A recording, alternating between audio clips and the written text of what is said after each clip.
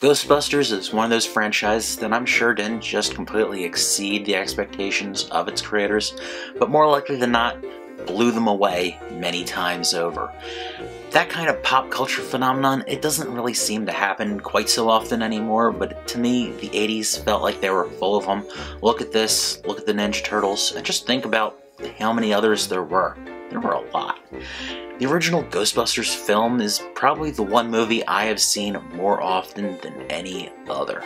And unless you've been living under a rock or in a coma for the past 33 or more years, then you should already be familiar with how they've permeated pop culture beyond the movies with cartoons, comic books, board games, other toys, and of course video games, which is why we're here. This game in particular was released to coincide with the 25th anniversary of the series. Along with this, there were similar but slightly different titles for the Wii, PS2, DS, and PSP, but we're talking about the version released on the Xbox 360 and the PS3 here. The game is set a few years after the events of Ghostbusters 2, and the team has taken on a new recruit, and that's where you come in. Never referred to by name, as so the team doesn't get too attached in case you get blown up. You're hired by the Ghostbusters to test out their new experimental equipment. Basically, you're a guinea pig. The gameplay here, it's pretty simple. It's a third-person shooter with some mild problem-solving elements. There's also a collecting element in the form of PKE meter scans. The act of scanning different ghosts and finding cursed artifacts, it reminds me quite a bit of the detective mode from the Batman Arkham games, but quite a bit simpler. Being the lab rat for Dr. Spengler's new inventions, you have more than just the traditional Ghostbusters proton stream at your disposal.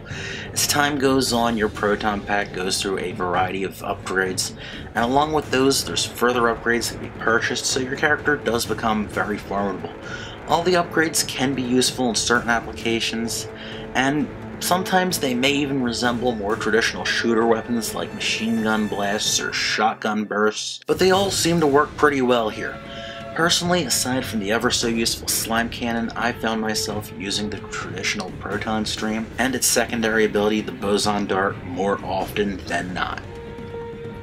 Plot-wise, Ghostbusters the video game revolves around Gozer, or more so his biggest fan, Ivo Shandor, who is best known for designing a certain building in Central Park West that was ever so important to the story of the original film, and in the lore of this game it turns out he has had more than just a hand in a few more locations across Manhattan, and is even responsible for the pumping of psychokinetic slime under the city.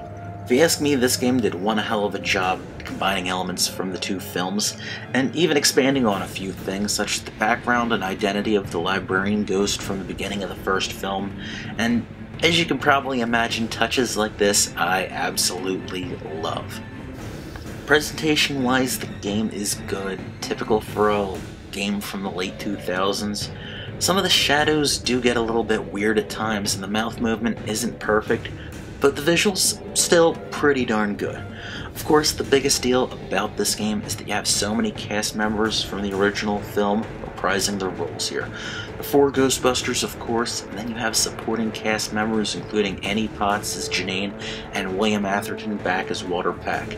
The supporting cast also includes Bill Murray's brother, Brian Doyle Murray, as the new mayor, and Alyssa Milano as a museum curator with an interesting background. Heck, even Max von Sydow cameos as the voice of Vigo, whose painting for some reason is in the Ghostbusters firehouse. I guess the change from the end of Ghostbusters 2 was only temporary. If I really had to pick some negatives about this game, I think my biggest complaint is that the game is just kinda short for a 7th gen game. Someone who knows what they're doing and is able to make short work of the gargoyles in the cemetery, they can more likely than not finish the game under 7 hours total for sure. Speaking of those gargoyles, that section of the game, it's probably the most challenging part, and it seems kinda cheap at times. It's like feast or famine how I can either get through it in 2 minutes or it takes 20 tries or more to do so. But anyway, even those two things didn't stop me from enjoying this game immensely, and even feeling a little bit bummed out when it was over when I finished it the first time around. But truthfully, what I think really makes the game special is its overall experience. You get to play as a Ghostbuster right along with Ray, Egon, Peter, and Winston. That's like an 80s kid's dream come true right there.